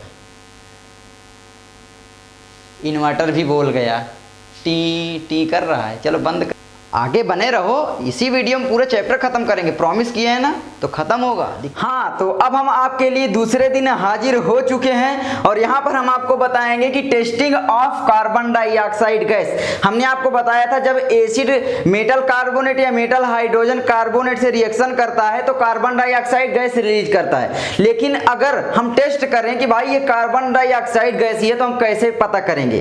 तो एक तो हमारा तरीका है कि देखो carbon dioxide gas can be tested by passing it through lime water. अब लाइम वाटर जो हमारे चूने का पानी होता है, तो यहाँ पर बोला क्या जा रहा है कि जब चूने के पानी में हम कार्बन डाइऑक्साइड गैस को डालेंगे तो यहाँ पर हमारा कैल्शियम कार्बोनेट और वाटर का निर्माण हो जाएगा, ठीक है। यानी प्रोड्यूस्ड देखो when calcium hydroxide react with carbon dioxide to produced calcium carbonate and water, ठीक है। तो ये हो जाएगा हमारा। अब यहाँ पर देखें, सिंपल समझना, देखो जो हमारा ये कैल्शियम हाइड्रोजन कार्बोनेट ये किससे बनता है अभी आपको बताते हैं, लेकिन उसके पहले अगर हम ज्यादा मात्रा में कार्बन डाइऑक्साइड गैस इसमें दें तब क्या होगा। देखो तो यहाँ पर फिर से हम क्या करेंगे, कैल्शियम कार्बोनेट में फिर से हम क्या करेंगे, कार्बन डाइऑक्साइड गैस को यहाँ पर दे देंगे, ठीक है। तब क्या होगा, यहाँ पर हमारा बन जाएगा कैल्शियम बाइकार्बोनेट यानी CaHCO3 का ट्वाइस बन जाएगा। अब आप बोलोगे सर ये कैसे बन गया, अब हमें बताओ। तो अभी हम आपको बता दें कि देखो पिछली वीडियो में मैंने आपको बताया भी था, अगर पूरा देखे हो तो समझ रहे होगे तुम, ठीक है। यहाँ पर HCO3 जो होता है ये -1 चार्ज होता है, तुम जानते थे, हमने आपको बताया था। और जो कैल्शियम होता है वो Ca+2 चार्ज होता है। अब ये बताओ तुम भी जानते हो कि भाई अगर हमें Ca को अगर हमें क्या करना है, पूरा न्यूट्रल करना है, तो हमें क्या करना पड़ेगा, 2 इसको लेना पड़ेगा। इसलिए 2 तो हम यहाँ पर तो लगा नहीं सकते, तुम मैथ पढ़े हो, पूरा फॉर्मूले में हम क्या करते हैं, ट्वाइस लगाते हैं। तो यहाँ पर भी हम इस तरीके से ट्वाइस लगा देंगे, ठीक है। ट्वाइस लगा दिए तो ये हमारा पूरा हट जाएगा, तो ये हो जाता है। सिंपल समझो यार, अगर 2 लोगों की शादी करवानी है तो 2 लड़के होनी जरूरी है, ठीक है। उसी तरीके से यहाँ पर भी होता है, तो ये हो जाता है। क्योंकि अगर मान लो वो 2 लोग हैं, अगर 2 लड़कियां हैं, 1 लड़का, शादी कहाँ से होगी भाई, 2 लड़के चाहिए, सिंपल इसी तरीके से यहाँ पर भी हो जाता है, ठीक है। तो ये सब देखो कॉमन चीज है ये सब, ठीक है। तो ये 9th में भी तुम पढ़ चुके हो। चलो अब हम आपको बताते हैं। तो यहाँ पर क्या हुआ, यहाँ पर लिख सकते हो कि व्हेन एक्सेस कार्बन डाइऑक्साइड, मतलब कार्बन डाइऑक्साइड को ज्यादा मात्रा में जब इसे प्रोवाइड करते हैं। अब यहाँ पर तुम्हें कंफ्यूजन होगी कि सर ये कैसे बनता है, तो हम आपको बताना चाहेंगे जो हमारा लाइम स्टोन होता है CaO जो होता है, CaO होता है नहीं चूना पत्थर, वो क्या होता है, इसमें जब हम वाटर मिला देते हैं, क्या मिला देते हैं, वाटर मिला देते हैं, तब यह हमारा बना लेता है कैल्शियम हाइड्रोक्साइड यानी CaOH का ट्वाइस, जिसको बोला जाता है लाइम वाटर, है ना। तो ये हो जाता है। अब देख सकते हो कितना सिंपल है समझना, ठीक है। अब यहाँ पर कलर देखो, ये कलरलेस था और यहाँ पर ये मिल्की वाइट हो जाता है। सिंपल समझो यार, जब घरों वगैरह में हम पुताई करते हैं यार चूने की, तो वहाँ पर होता क्या है, अगर हम उसमें पुताई कर देते हैं तो वो तो उस समय कुछ नहीं होता, चमक नहीं आती है। अगर हम पुताई करेंगे तो बिल्कुल रूखा रूखा सा लगेगा, लेकिन कुछ देर बाद आप देखोगे 2 घंटे 3 घंटे बाद उसमें देखो चमक बढ़ने लगती है। क्यों? क्योंकि वहां पर वो कैल्शियम कार्बोनेट बना लेता है। कैल्शियम कार्बोनेट आप जानते हो जो चाक होती है, और चाक कितनी चमकदार होती है। तो इस तरीके से हमारा ये हो जाता है। अब हम देखेंगे reaction of acids and base with each other, मतलब समझे नहीं। जब हम अब देखेंगे कि हमारे जो एसिड हैं और बेस हैं वो जब एक दूसरे से रिएक्शन करते हैं तब क्या होता है। पीछे हमने आपको बताया भी था, सिंपल क्या बना लेगा हमारा, साल्ट बनाएगा और वाटर बनाएगा। तो ये सब चीजें तो आपको हमने बता ही दी थी। चलो अब आगे बढ़ते हैं। हाँ तो चलो अब हम देखते हैं कि भाई reaction of acids and base with each other, एक दूसरे से एसिड और बेस की रिएक्शन। पीछे हमने आपको बताया था कि जब साल्ट बनता है तो क्या होता है, वहां सेम बिल्कुल यही प्रोसेस होता है। यहाँ पर क्या होगा कि भाई जब एक एसिड लेंगे हम, ठीक है, और उसकी रिएक्शन बेस से करवाएंगे तो ये क्या बना लेगा हमारा, साल्ट प्लस वाटर। बस सिंपल समझो बस, ठीक है। और इसी को हम बोलते थे न्यूट्रलाइजेशन रिएक्शन। मैंने आपको पीछे बताया था न्यूट्रलाइजेशन रिएक्शन क्या होती है। अब सिंपल बताओ कि एसिड हम ले लेते हैं, मान लो HCl, और यहाँ पर रिएक्शन करवाते हैं बेस की, बेस ले लेते हैं NaOH, ओके। अब यहाँ पर क्या होगा, तो यहाँ पर हमारा हो जाएगा कि भाई NaCl बन जाएगा, यानी साल्ट बन जाएगा हमारा, नमक जो होता है ना, और यहाँ पर बन जाएगा H2O। सिंपल। बहुत सारे लोग बोलते हैं सर हमको रिएक्शन करवाना आता ही नहीं, या भैया, है ना, भैया बोलो, ठीक है, भैया हमको रिएक्शन करवाना नहीं आता। तो रिएक्शन करवाने के लिए देखो तुमको कुछ रटने की जरूरत नहीं है। सिंपल सबसे पहले फार्मूले बनाने आने चाहिए, फार्मूले बनाना तुमको आना चाहिए। उसके बाद ये प्रोसेस आप याद रखो, और उसके बाद ये तो आपको ऑटोमेटिक बनाना आ ही जाएगा।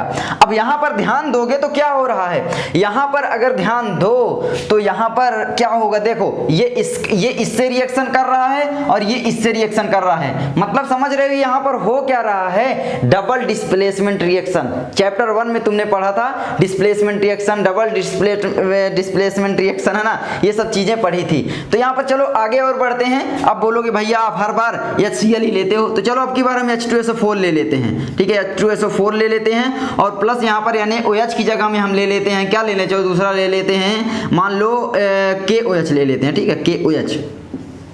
अब देखो यहाँ पर क्या होगा, सिंपल ये वाला रिएक्शन किससे करेगा, सॉरी ये वाला इससे करेगा और ये वाला यहाँ पर इससे कर लेगा, बस सिंपल। तो करवा दो भाई रिएक्शन, क्या दिक्कत है। अब यहाँ पर हम लिखेंगे H2O, पहले हमारा मान लो बन गया, प्लस यहाँ पर हमारा बन जाएगा, क्या बन जाएगा, K2SO4। अब यहाँ पर बोलोगे भैया K2SO4 क्यों बना, SO4 का जो हमारा SO4 होता है वो -2 के रूप में पाया जाता है, और जो K होता है वो +1। तो बस वही शादी वाला फार्मूला यहाँ पर अप्लाई कर दो, ठीक है। अब चलो यहाँ पर देखते हैं। अब आप बोलोगे भैया यहाँ पर वाटर तुमने पहले लिख दिया और ये बाद में लिख दिया, ये कंफ्यूजन सॉल्व करने के लिए ही मैंने लिखा है। देखो तुम ये प्लस की चिन्ह लगाकर कोई भी कहीं भी लिख दो, कोई दिक्कत नहीं है। मुझे भी ये बहुत कंफ्यूजन होती थी इवन जब मैं क्लास 10th में था, ठीक है, तब मुझे बाद में कुछ समझ में आ गया, लेकिन तुम भी समझ लो अब, ठीक है। अब चलो देखते हैं यहाँ पर।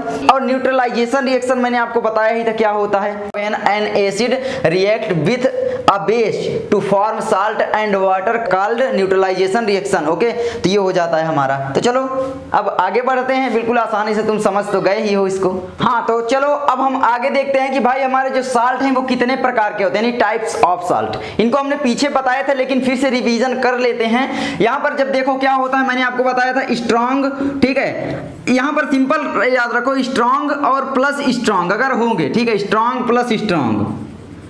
अब स्ट्रॉन्ग प्लस स्ट्रॉन्ग का मतलब यह है कि strong acid strong base, okay. और ये जब रिएक्शन करेंगे तो यहाँ पर क्या बनेगा, न्यूट्रल, कोई भी बनेगा न्यूट्रल होगा वो, ठीक है। क्या होगा, न्यूट्रल होगा। भाई दोनों एक बराबर ताकतवर व्यक्ति हैं, उनको आपस में अगर हम लड़ा दें तो दोनों नहीं मरेंगे और मरेंगे तो भी दोनों मर जाएंगे। इसी तरीके से यहाँ पर भी हो जाता है।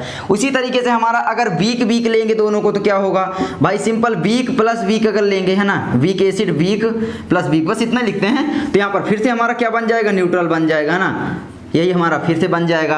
और वहीं पर अगर हम एक स्ट्रॉन्ग ले लेते हैं, ठीक है, मान लो स्ट्रॉन्ग एसिड अब की बात लेते हैं, ठीक है, स्ट्रॉन्ग एसिड अगर लेंगे, स्ट्रॉन्ग एसिड और प्लस वीक बेस, ठीक है, वीक बेस, तब यहां पर क्या होगा भाई, तो स्ट्रॉन्ग एसिड है तो एसिडिक बनेगा, सिंपल भाई, जो भी ज्यादा रहेगा उसकी प्रॉपर्टीज वहां पर ज्यादा होगी कि नहीं। इसी तरीके से यहां पर एसिड ज्यादा है तो एसिड की प्रॉपर्टी ज्यादा होगी, और एसिड की प्रॉपर्टी का मतलब है एसिडिक, तो यहां पर एसिडिक साल्ट बन जाएगा। क्या ये न्यूट्रल साल्ट लिख लेना भाई, ये सब यार इतना समझते हो तुम लोग यार, ठीक है, साल्ट। अब यहां पर क्या हो जाएगा, एसिडिक हो जाएगा और साल्ट, ठीक है, साल्ट। भाई गलती हो तो माफ़ करना, लिखने उखने में दिक्कत हो जाती है। तो चलो अब हम यहाँ पर क्या करेंगे, अगर हम यहीं पर वीक एसिड ले लें, ठीक है, वीक एसिड, अब वीक एसिड तो ले लिए, लेकिन यहाँ पर वीक बेस तो हमने आपको बता ही दिया कि भाई वो न्यूट्रल ही बनेगा। लेकिन अगर हम यहाँ पर फिर से स्ट्रॉन्ग बेस ले लें, क्या करें, स्ट्रॉन्ग बेस ले लें, तब यहाँ पर क्या बनेगा, फिर बेसिक प्रॉपर्टीज हो जाएगी, बस सिंपल बेसिक साल्ट बनेगा, ठीक है। तो ये हो जाता है। तो चलो अब हम आगे बढ़ते हैं। हाँ, तो चलो अब हम समझते हैं यूनिवर्सल इंडिकेटर्स क्या होता है। अब आप बोलोगे भैया पहले तो आपने बताया नहीं जब आप इंडिकेटर्स पढ़ा रहे थे, अब आप बीच में इसको घुसेड़ के ले आए। लेकिन यार मैंने आप जानबूझकर किया है ताकि आप क्या करो कि H+ आयन और OH- आयन के बारे में अच्छी पकड़ बना लो। दूसरी बात, एसिड क्या होते हैं, बेस क्या होते हैं, ये सभी चीजों में तुम महारथी बन जाओ, तब इसको समझना बिल्कुल आसान है, बिल्कुल हलवा, ठीक है। अब तो आप समझ जाओगे बिल्कुल।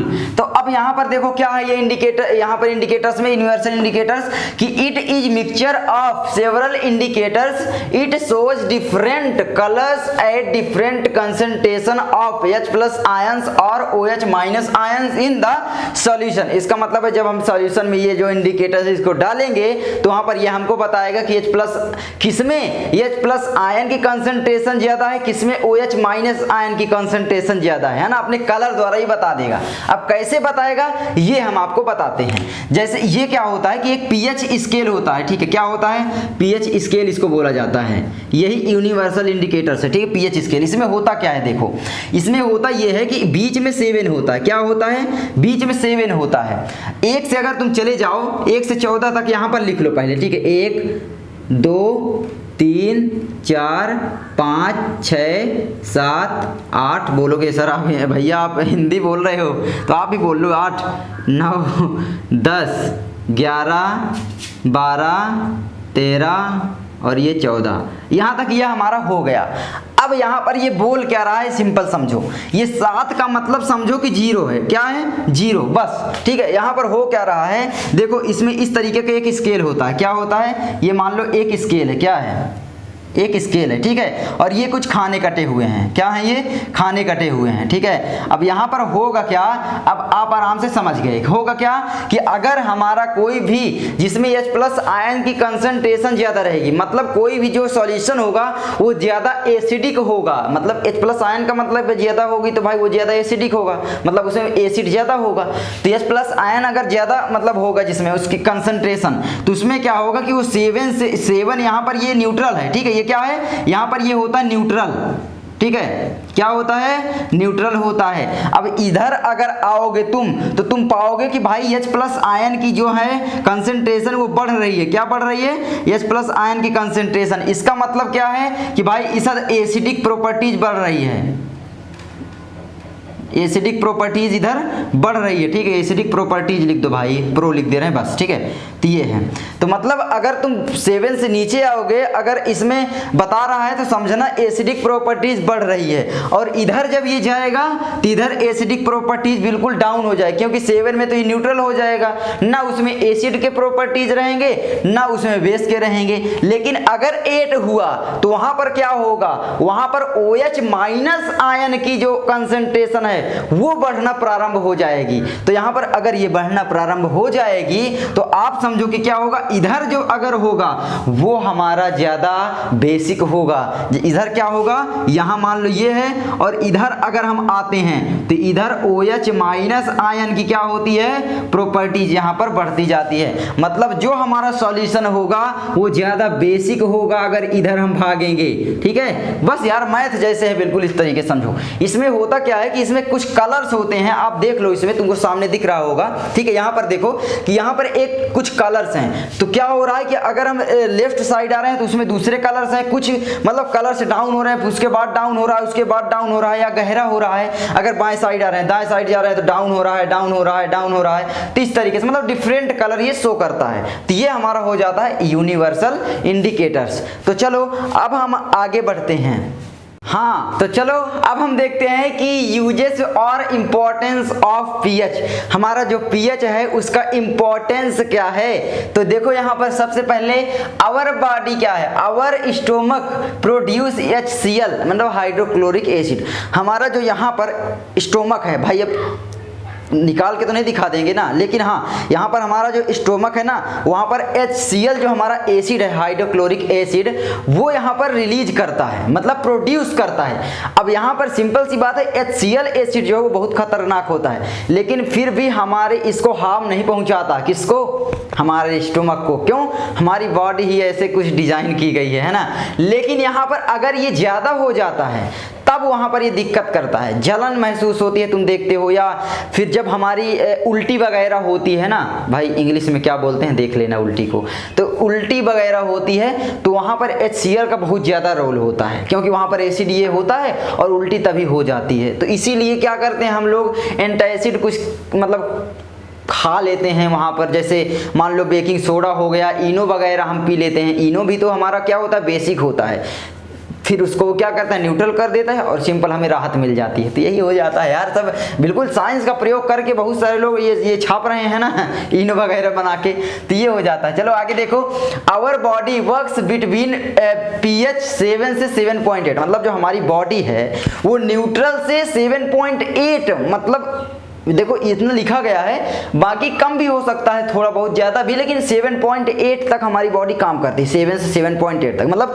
हमारी बॉडी जो बेसिक हो सकती है, लेकिन अगर एसिडिक हो गई तो ये बर्दाश्त नहीं कर पाएगी। देख सकते हो यहाँ पर ये बताया गया है। आगे देखो हमारा क्या है, आगे हमारा है कि भाई pH of rain less than 5.6 called acidic rain. मतलब जब हमारे रेन का pH मान या pH वैल्यू 5.6 से कम हो जाती है, less than 5.6 called acidic rain. Okay, तो ये हो जाता है। आगे teeth decay start when pH of mouth less than 5.5। इसका मतलब क्या है कि जो हमारे माउथ हैं उसके अंदर हमारे क्या है, टीथ हैं। चल मुझको मत बताइए, तो सबको पता है, लेकिन यहाँ पर टीथ जो हैं वो डीके स्टार्ट मतलब डीके होना प्रारंभ हो जाते हैं जब हमारे माउथ का pH वैल्यू 5.5 से कम हो जाती है। इसलिए हमें क्या करना चाहिए, हमेशा बेसिक मंजन का प्रयोग करना चाहिए। ठीक है, आगे प्लांट नीड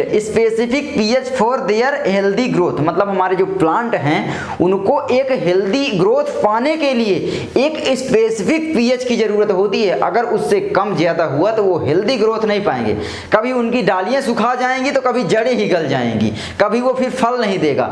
तो उनके लिए क्या है कि हमें एक मतलब स्पेसिफिक pH की जरूरत होती है। ठीक है, तो अब ये pH वगैरह तो तुम समझ गए, लेकिन अब हम समझते हैं कि जब हम क्या करते हैं कि कोई एसिड या बेस को सॉल्यूशन बनाते हैं तो क्या होता है, मतलब जब हम उसको वाटर में मिला देते हैं एसिड और बेस को तब क्या होता है। तो चलो उसको देखते हैं। हाँ, तो चलो अब हम देखते हैं कि acid and base in aqueous solution. मतलब एक्वस सॉल्यूशन में एसिड और बेस क्या प्रॉपर्टीज मतलब शो करते हैं। ठीक है, तो चलो यहाँ पर देखते हैं। सबसे पहले एसिड इन एक्वस सॉल्यूशन क्या करेंगे, एसिड को देखेंगे, उसके बाद बेस को देखेंगे। तो यहाँ पर हम बता देते हैं आपको एसिड को, उधर बता देंगे बेस को। अब एसिड जो होते हैं आप जानते हो HCl होता है, मान लो H2SO4 होता है, और क्या हो सकता है H2CO3 हो सकता है, और क्या हो सकता है, H3PO4 हो सकता है, और क्या हो सकता है जल्दी बताओ। अब यहाँ पर देखो क्या होगा कि जो एसिड होगा उसको जब हम वाटर के साथ क्या करेंगे, मिक्स करेंगे, यानी उसका एक्वस सॉल्यूशन बनाएंगे। सॉल्यूशन मतलब हमारा विलयन। सॉल्यूशन का मतलब क्या है, एक मतलब चीज़ में बहुत सारी चीज़ को मिला दे वही सॉल्यूशन हो जाता है। हर जगह यार सॉल्यूशन का खेल होता है। हमारा जो ये बोर्ड है ये भी तो सॉल्यूशन है, हर चीज़ सॉल्यूशन, कोई किसी का सॉल्यूशन तो कोई किसी का सॉल्यूशन है ना, तो ये हो जाता है भाई। इसमें भी बहुत सारी चीज़ें लगी, फेविकोल लगा है और ये सब चीज़ें तो वो ही है, ठीक है। अब यहाँ पर देखो क्या है, HCl जो है वहाँ पर क्या है, ये H2O जब ये HCl में मिलाते हैं तब क्या होता है, लेकिन यहाँ पर होगा कि हमारा जो ये होगा H प्लस आयन के रूप में हो जाएगा और ये प्लस Cl माइनस आयन के रूप में हो जाएगा। लेकिन ध्यान रखना अकेले नहीं एग्जिस्ट कर सकते, ठीक है। तो यहाँ पर क्या करना पड़ेगा, मतलब सिंगल नहीं एग्जिस्ट कर सकते, तो यहाँ पर ये क्या करेंगे, H2O से रिएक्शन करके, सॉरी हाँ H2O से रिएक्शन करके ये बनाते हैं हाइड्रोनियम आयन यानी H3O प्लस आयन। मतलब ये कभी सिंगल एग्जिस्ट नहीं कर सकते, अगर हम उसको वाटर के साथ मिला के हाइड्रोनियम आयन के रूप में ये रहते हैं, ठीक है। किसके रूप में, हाइड्रोनियम आयन। लेकिन सिंपल हम लिख देते हैं कि भाई ये कोई भी होगा जो H2O से रिएक्शन करेगा वो बना लेगा H plus ion plus SO4 minus 2 ion, ठीक है। उसके बाद बस यार ये आवेश के रूप में तोड़ देना ही है और कुछ नहीं, बकवास है पूरा ये, ठीक है। लेकिन फिर भी बताना तो पड़ता ही है। अब ये भी हो जाएगा हमारा H plus ion plus CO3 minus 2 ion, और क्या हो जाएगा PO3, तो H plus ion plus SO4 minus 3 ion यानी सल्फेट आयन है ना, तो हाइड्रोजन सॉरी फास्फेट होगा ये SO4 क्यों लिख रहे हैं, फास्फेट होगा ना, PO4 है ना -3, तो ये हो जाता है। अब चलो देखते हैं कि बेस जो होते हैं वो क्या करते हैं एक्वस सॉल्यूशन में। तो चलो इसको मिटा देते हैं और बेस को देखते हैं कि एक्वस सॉल्यूशन में कैसे मतलब बिहेव करते हैं, ठीक है बेस। तो चलो बेस को देखते हैं। तो चलो अब हम देखते हैं कि भाई जो बेस होते हैं वो एक्वस सॉल्यूशन में क्या करते हैं, मतलब एक्वस सॉल्यूशन में बेस, ठीक है,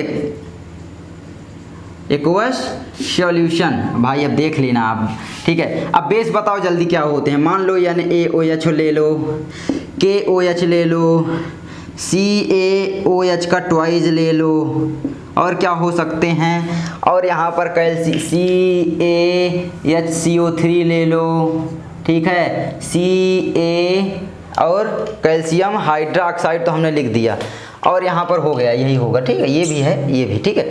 अब यहाँ पर देखो क्या है, ये जब हम इसको जब वाटर में मिलाते हैं तब क्या होता है, तब यहाँ पर बनता है या जस्ट अपोजिट उसके, मतलब एसिड के अपोजिट यानी A प्लस और प्लस यहाँ पर हो जाएगा OH माइनस आयन, मतलब ये OH माइनस आयन रिलीज करेंगे, बस सिंपल यार, सिंपल है। बहुत सारे लोग बोलते हैं हम सर भैया एसिड और बेस को नहीं पहचान पाते, तो एसिड और बेस को पहचाना बिल्कुल सिंपल है। OH माइनस आयन जहाँ पर होगा वो बेस होगा और H प्लस आयन जहाँ पर होगा वो एसिड होगा। तो देखो यहाँ पर फिर से H2O में मिलाते हैं यहाँ पर, तो ये बनाएगा K प्लस प्लस यहाँ पर फिर से OH माइनस हो जाएगा, और फिर यहाँ पर फिर से इसको मिलाते हैं जब यहाँ पर H2O, तो ये बना लेगा कैल्शियम प्लस 2 और प्लस यहाँ पर हो जाएगा OH माइनस आयन, सिंपल। और यहाँ पर फिर से जब हम बनाएंगे H2O में मिलाएंगे मतलब सॉल्यूशन करेंगे, तो फिर से हमारी ये कैल्शियम प्लस 2 और प्लस HCO3 माइनस 1 हो गया। क्या दिक्कत है इसमें तुम्हें, ठीक है। तो मतलब उनके क्या है, उनके चार्ज के रूप में इनको हमें तोड़ देना है बस। तो चलो अब हम आगे बढ़ते हैं। हाँ तो चलो अब हम देखते हैं reaction of metallic oxide with acid, ठीक है। मतलब एसिड की जो रिएक्शन होगी वो मेटालिक ऑक्साइड से होगी। ले लो मेटालिक ऑक्साइड कोई भी ले लो, सबसे पहले हम ले लेते हैं MgO प्लस यहाँ पर ले लेते हैं HCl। अब यहाँ पर सिंपल समझो इसमें होगा क्या, तुमने पढ़ा है ना एसिड प्लस बेस, पढ़े हो कि नहीं, झूठ मत बोलो भाई, पढ़े हो है ना, अभी अभी पढ़े हो। तो ये क्या बनाता था, साल्ट प्लस वाटर बनाता था, हाँ भैया बनाता तो था ये, लेकिन भैया हमको ये समझ में नहीं आ रही, भैया ये समझ में नहीं आ रही। तो यहाँ पर होगा क्या, देखो सिंपल कि सेम यही होगा। जो हमारी मेटालिक ऑक्साइड होती हैं, अभी आप समझो मेटालिक ऑक्साइड होती हैं, उनकी जो नेचर होती है वो क्या होती है, बेसिक ही होती है। मतलब ये क्या है, अगर ये है तो ये बेसिक होगी। अब बेस जब हमारा एसिड से रिएक्शन करता है तो बनाता क्या है, साल्ट और वाटर बनाता है। तो सिंपल सी इसी तरीके से बात है कि हमारा जो ये यहाँ पर है ये क्या है, बेसिक है। जितनी भी मेटालिक ऑक्साइड होंगी वो बेसिक होंगी, तो वहां पर वो रिएक्शन कराएंगी तो यहाँ पर ये बना लेंगी। अब यहाँ पर देखो क्या बनाएंगी भैया, यहाँ पर फिर से वही बनाएंगी, या में GCl2 प्लस यहाँ पर बना लेगी H2O। अब भैया इसको रिएक्शन में हमें क्या करना है भैया, हमें इसको बैलेंस करना है, तो ये हमारी बैलेंस हो गई। ठीक है, तो ये हो जाता है। उसके बाद हम कोई दूसरा ले लेते हैं, कोई भी मेटालिक ऑक्साइड ले लो, कैल्शियम ऑक्साइड ही ले लो, प्लस यहाँ पर H2SO4 से ना कराओ, चलो HCl से ही कराते हैं बस। ठीक है, ज़्यादा आगे तक मत जाओ, बस ये सब याद होना चाहिए। तो यहाँ पर बनाओगे तुम कैल्शियम क्लोराइड प्लस यहाँ पर बनाओगे H2O और फिर यहाँ पर 2 लगा दोगे, ये बैलेंस हो जाएगा।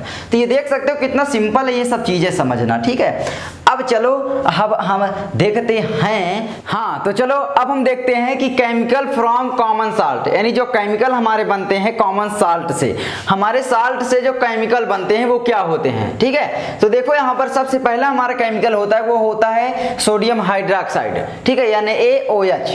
दूसरा हमारा होता है ब्लीचिंग पाउडर, जिसे कैल्शियम ऑक्सीक्लोराइड भी बोला जाता है। ठीक है, तो ये हो जाता है, जिसे हिंदी में बिरंजक चूर्ण बोला जाता है।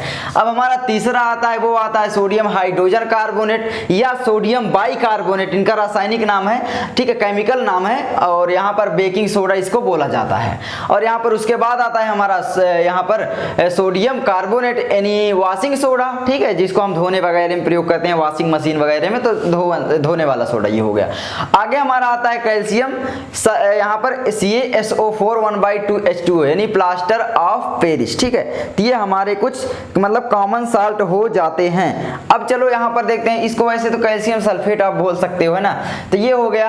अब देखो यहाँ पर क्या होगा, यहाँ पर सोडियम हाइड्रोक्साइड है, यहाँ पर कैल्शियम ऑक्सीक्लोराइड है। ठीक है, अब इनको हम समझा देते हैं कि ये बनते कैसे हैं, क्योंकि यार आपको कोई नहीं ऐसे बताता होगा, आप बिल्कुल बेसिक से हो फिर भी समझो। ठीक है, तो यहाँ पर जैसे सोडियम का यहाँ पर चार्ज होता है यानी A+ होता है, और यहाँ पर OH का जो चार्ज होता है वो माइनस होता है, इसलिए मिलकर बनाते हैं यानी AOH। ठीक है, प्लस माइनस कट जाते हैं और NaOH बनाते हैं।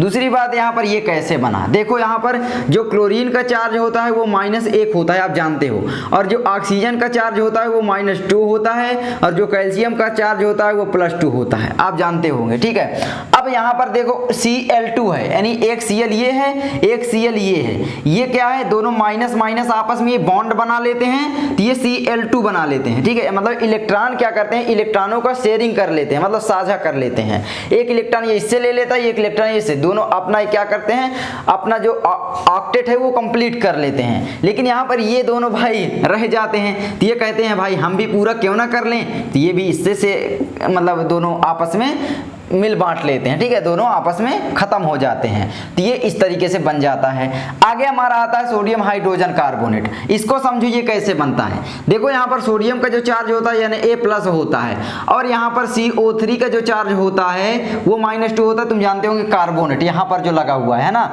और यहाँ पर देखो H का जो चार्ज होता है वो कितना होता है, माइनस या +1 दोनों होता है, मतलब ये माइनस भी होता है प्लस भी होता है, ये दोगला है। ठीक है, अब यहाँ पर होगा क्या, देखो ये जो H है ये इसके साथ जुड़ता है यानी HCO3 बनाता है।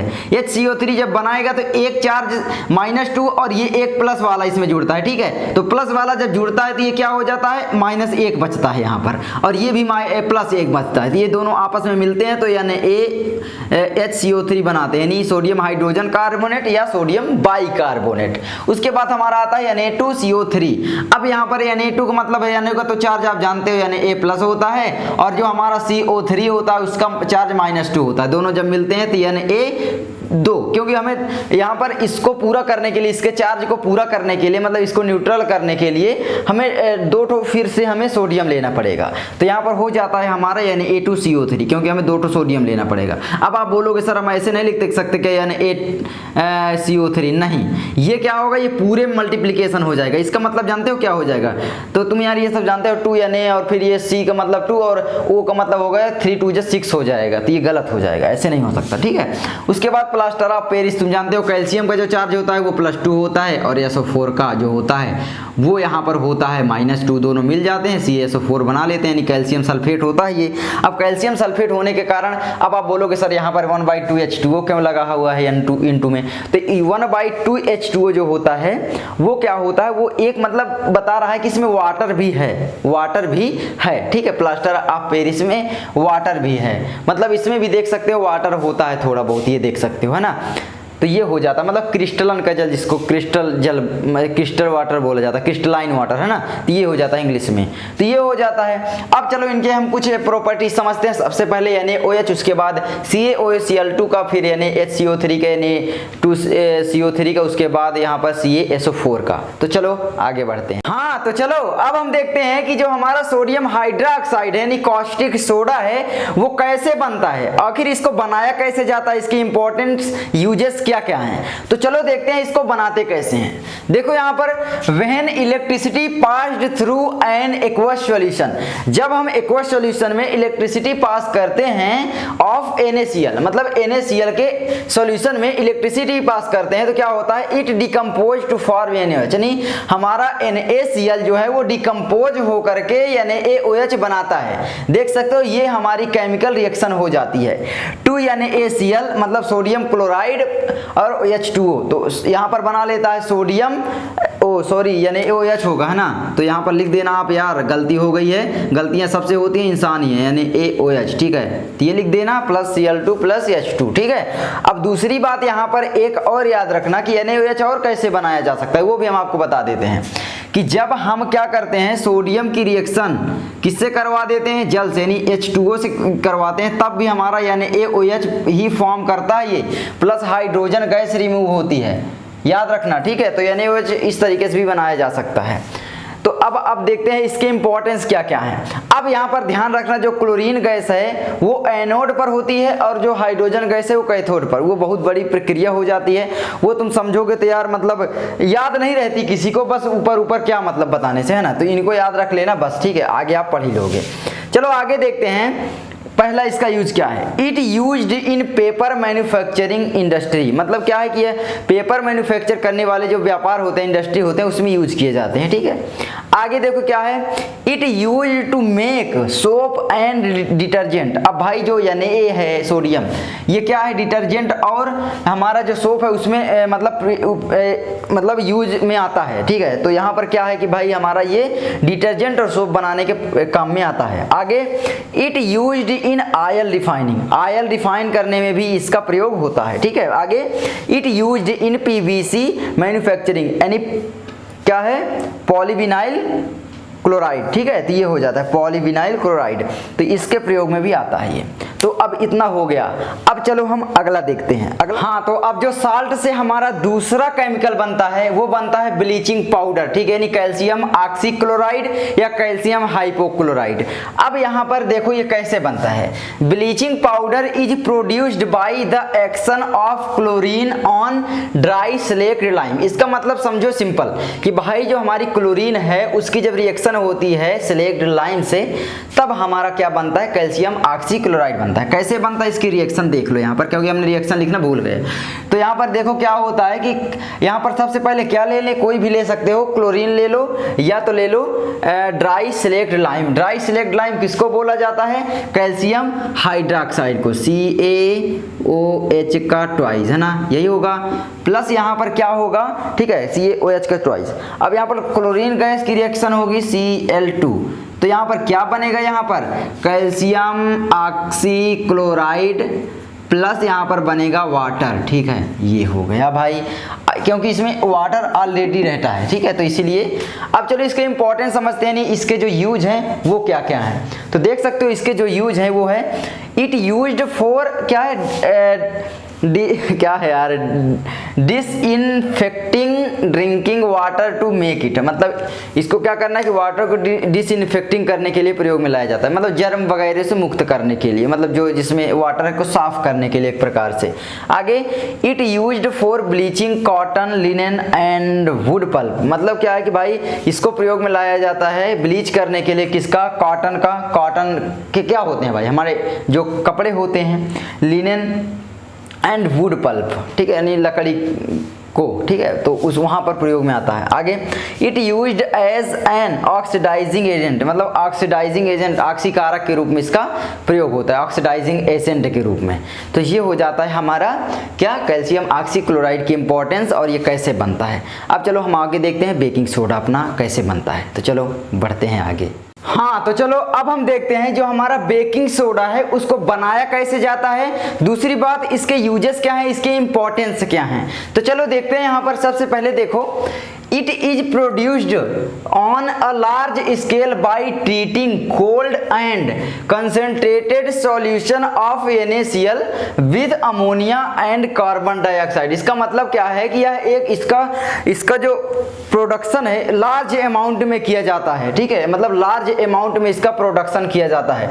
It is produced on a large scale, है ना, by treating cold and concentrated solution of NaCl, मतलब NaCl को कोल्ड करें और इसका कंसंट्रेटेड सॉल्यूशन लें, है ना, तो क्या होगा, with ammonia and carbon dioxide, मतलब अमोनिया और कार्बन डाइऑक्साइड के साथ। देख सकते हो यहाँ पर NaCl है, H2O लिए, कार्बन डाइऑक्साइड और अमोनिया लिए, और हमने बना दिया यहाँ पर NaHCO3, Na4Cl, मतलब ये बन गया, लेकिन NaHCO3 भी यहाँ पर बन गया, ठीक है, तो ये हमारा बन जाता है। आगे देखो यहाँ पर ऑन हीटिंग, मतलब इसको जब गर्म किया जाता है तब क्या होगा, NaHCO3 बनेगा, ठीक है, सॉरी जब इसको हीट किया जाएगा तो NaHCO3 sodium hydrogen carbonate decompose होकर decompose to give Na2CO3 with the evolution of carbon dioxide. इसका मतलब क्या है कि ये कार्बन डाइऑक्साइड के इवोल्यूशन के साथ Na2CO3 देता है जब इसको हीट किया जाता है, ठीक है। तो यहाँ पर इसकी रिएक्शन हमने नहीं लिखा है, तो इसकी रिएक्शन आप आराम से लिख सकते हो, ठीक है। तो चलो इसकी रिएक्शन आप लिखो, क्या लिखोगे कि जब हम क्या करेंगे, NaHCO3, है ना, NaHCO3 को यहाँ पर जब हम गर्म करेंगे यानी हीट देंगे तब ये डिकम्पोज होगा और ये क्या बनाएगा, Na2CO3 बना लेगा, प्लस यहाँ पर CO2 बनाएगा, प्लस H2O यानी वाटर बनाएगा, ठीक है। तो यहाँ पर इसको बैलेंस आप कर सकते हो, ये बैलेंस हो गया, ठीक है, तो बैलेंस हो ही गया, आप देख सकते हो 3 2 6 3 और यहाँ पर 3 2 5 1 6, सही है, ठीक है, तो ये हो गया। आगे देखो इसका जब यूज करते हैं वो कहाँ कहाँ पर होता है, देखो, it use to make baking powder which is used in, क्या है, प्रिपरेशन इन केक ब्रेड, मतलब क्या है कि बेकिंग सोडा बनाने के काम में आता है, जिसका उपयोग हम क्या करते हैं कि भाई केक और ब्रेड बनाने के लिए करते हैं। क्यों करते हैं, इसमें से जो कार्बन डाइऑक्साइड गैस निकलती है उसके कारण उसमें क्या होता है, दाने दाने बन जाते हैं।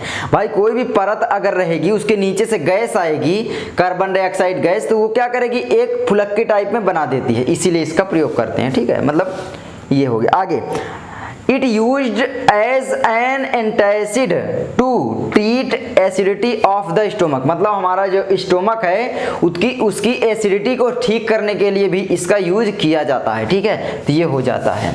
आगे हमारा आता है, क्योंकि जो हम पीछे बताए थे कि हमारा जो यहाँ पर स्टोमक होता है वो क्या करता है, एक लार्ज अमाउंट में क्या करता है कि भाई हमारा जो NaCl है, सॉरी HCl है, उसको रिलीज करता है, और जो HCl होता है हाइड्रोक्लोरिक एसिड होता है ना, वो खतरनाक भी होता है, लेकिन हमारा मतलब जो स्टोमक है उसको बिना मतलब हार्म पहुंचाए वो काम अपना करता रहता है, वो हमारे शरीर की एक मतलब संरचना एक प्रकार की, ठीक है।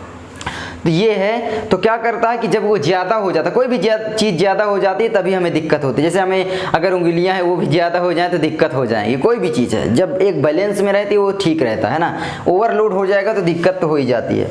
आगे, it use to cook food quickly, मतलब ये खाने को शीघ्रता से बनाने के लिए भी किया जाता है, ठीक है, और इसका उपयोग भाई जो खस्ते पकौड़े होते हैं उनको भी मतलब क्या है पकाने के लिए करते हैं जल्दी से, ठीक है, उनको बनाने के लिए करते हैं क्योंकि वो फूल आते हैं, आप जानते हो, खस्ता पकौड़े में सोडा डाला जाता है, तो ये हो जाता है हमारा बेकिंग सोडा का उपयोग। अब यहाँ पर Na2CO3 जो बनता है, अब देखो यहाँ पर Na2CO3 जो बनता है ये क्या है, ये हमारा बेकिंग सोडा है, ये हमारा वॉशिंग सोडा है। वॉशिंग सोडा क्या होता है आप जानते हो भाई, हमें कपड़े वगैरह धोने के काम आते हैं, तो चलो इसको देखते हैं, ठीक है, तो चलो देखते हैं।